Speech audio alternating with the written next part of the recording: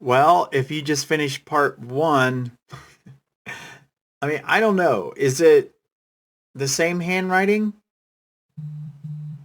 There's some similarities that seem suspicious to me, but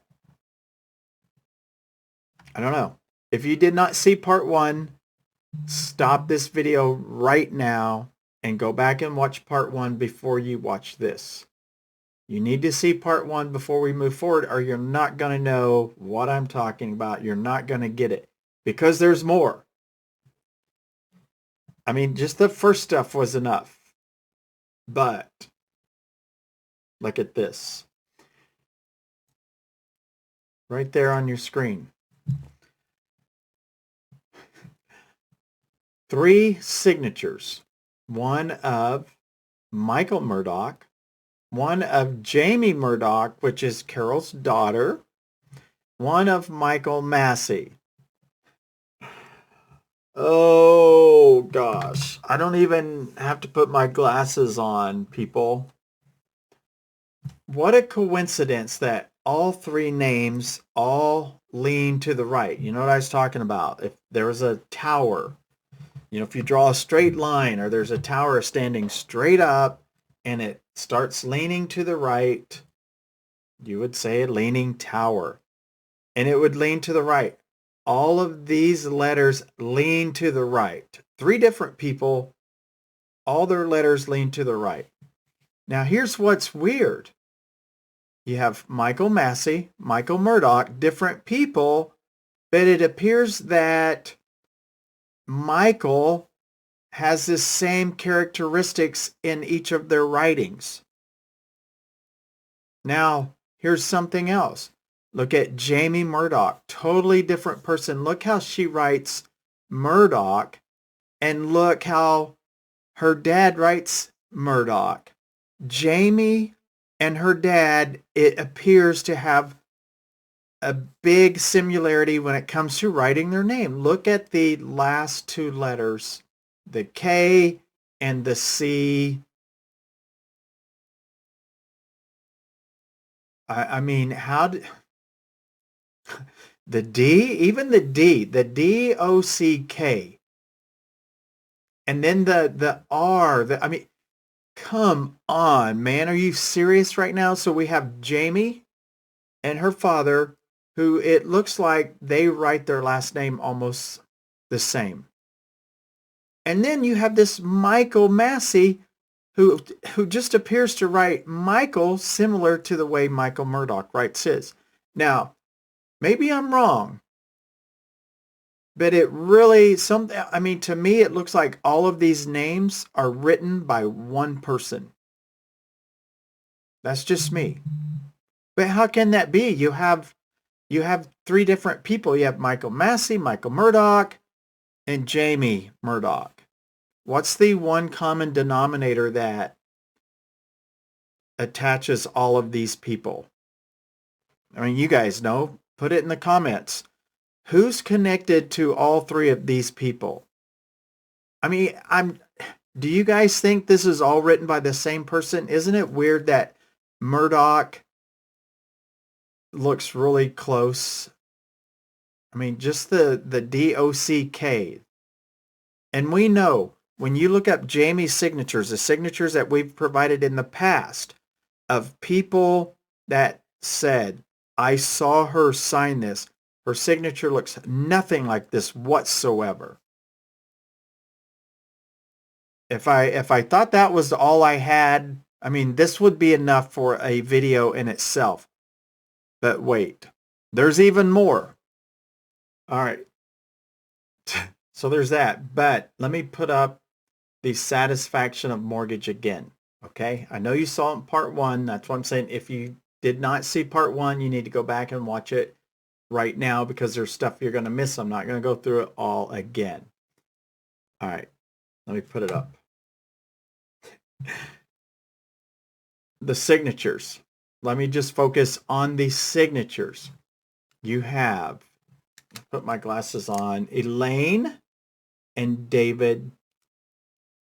Let me show you something. Peggy, thank you for sending this. Well, before we go any further, this is 1997 January.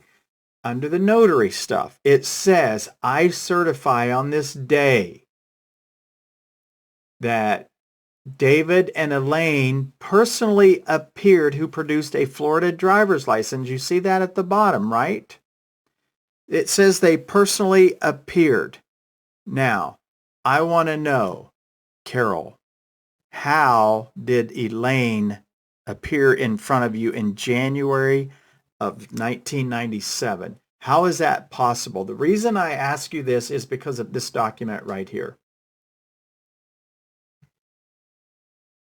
Just a second. I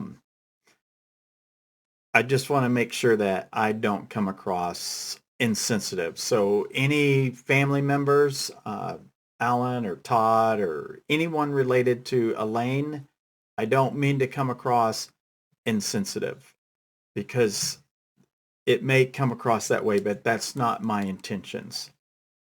Just want to make that clear. But Carole, maybe there's a mix-up. I'm not real sure.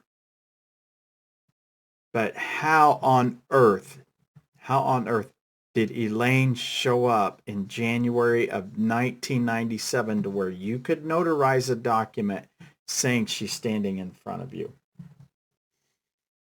How did that happen? Because I'm looking at a death certificate right now, and it appears that Elaine passed away in 1990.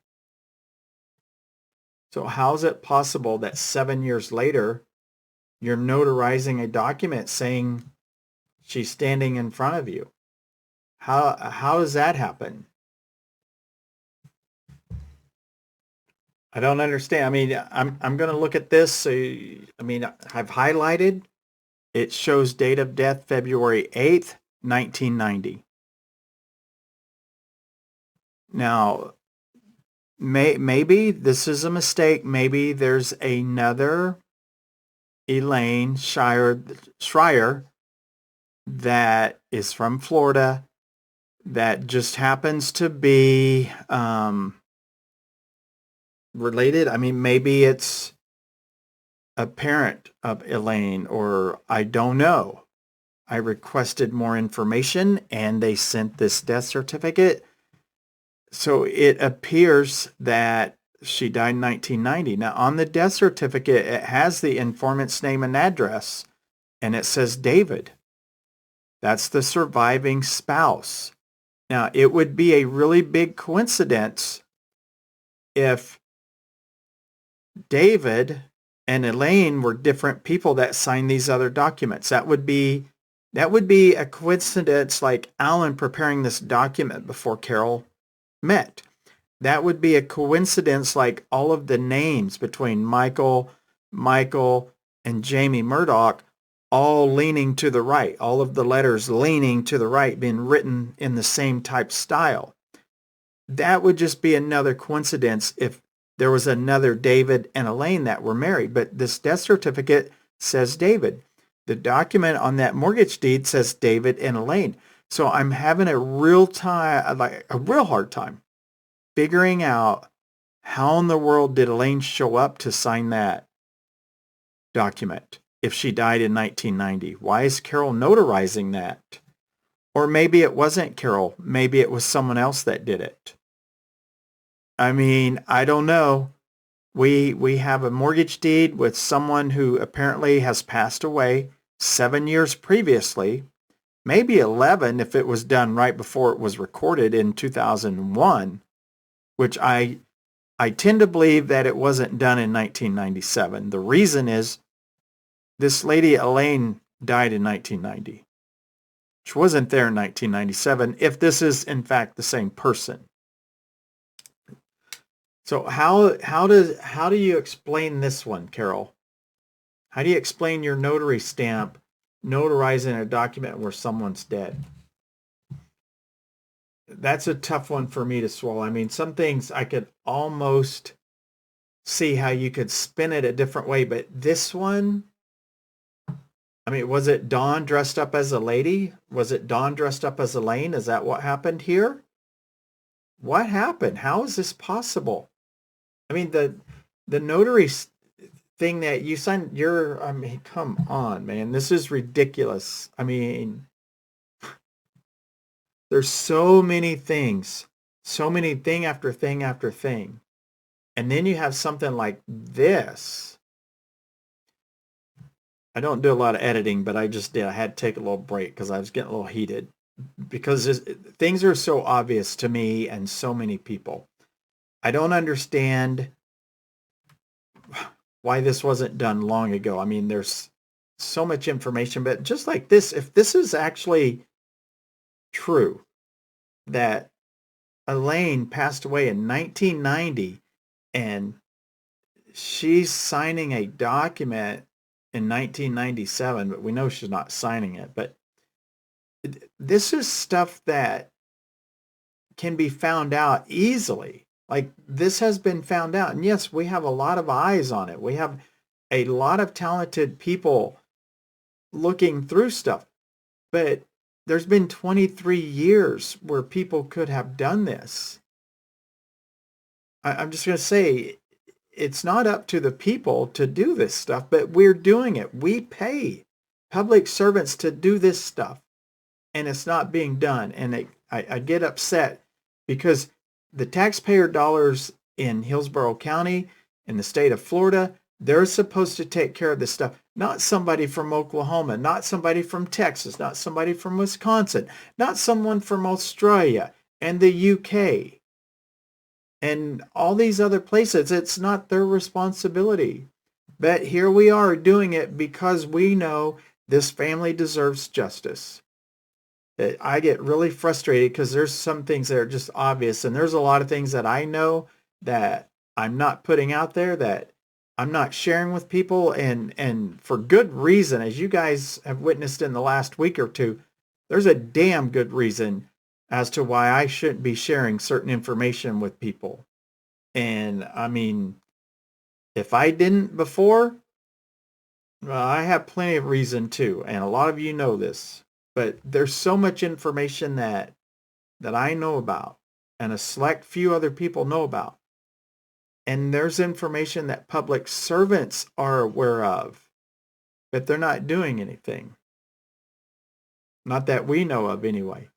That we're going to keep going through this stuff. We're going to keep putting it out there. Once again, I had to edit stuff. I mean,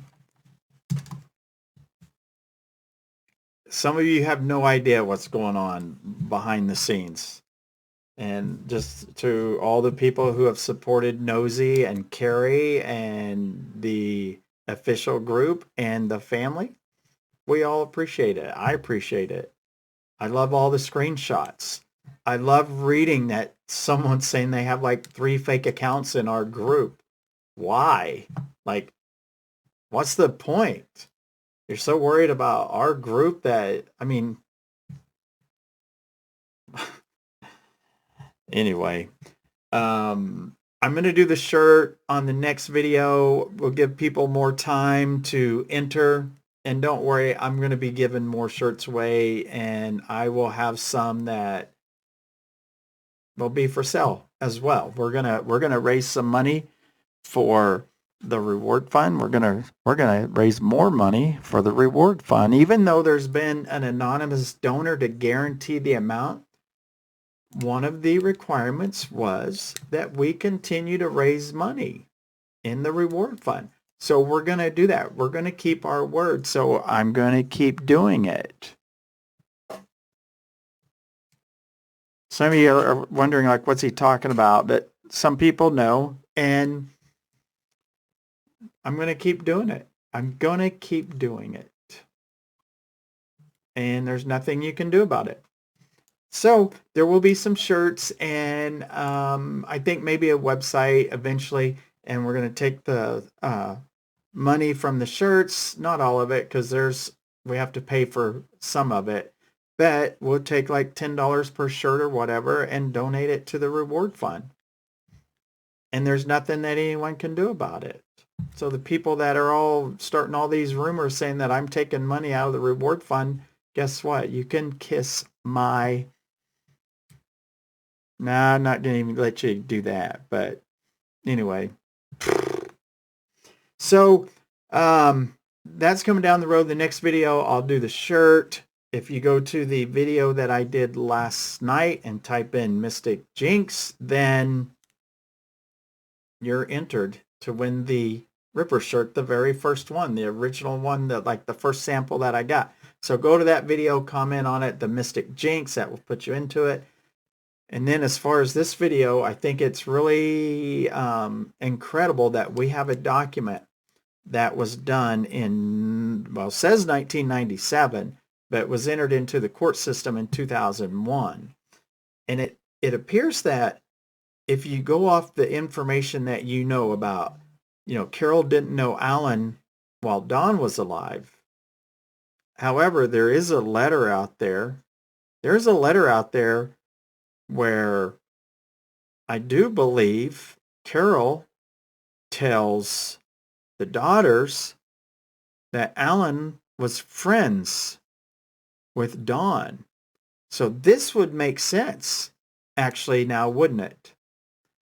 But there's another story out there that they didn't meet until after 1998 or the People magazine. They met through a dating website. So which one is it? It can't be both. It's got to be one or the other.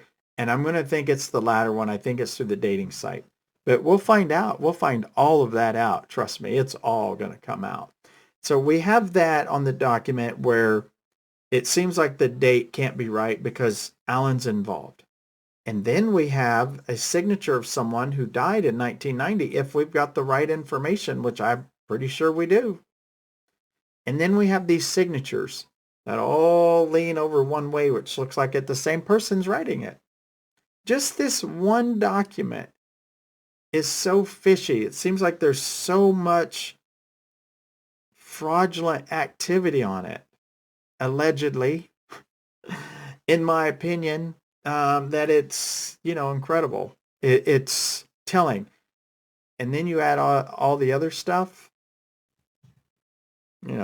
it's overwhelming the amount of information we have. So I'm going to put my email in the description, ripperjackmedia@gmail.com. If you have information about this case, email me. Let's talk. There's a few other things I would like to get before the hammer drops. And if you were involved, if you have information, you should really work on making a deal sooner than later. And I would love to help you out. If you have information and you want help, I'm not trying to get anybody in trouble, but I will try to help you as much as I can. I will do whatever I can to help. All right, everybody. Thanks for staying. Thanks for listening to me ramble. I'm going to play this song that people have been sending me messages saying someone's taking it and using it in their videos. That's fine. That's a compliment. If someone's copying my work, I'll take that as a compliment. It's not my work, but, there's other music out there, but I think that's kind of funny. There's a lot of things that are kind of funny. All right, everybody, stay safe. I'm Ripper, and I'm out.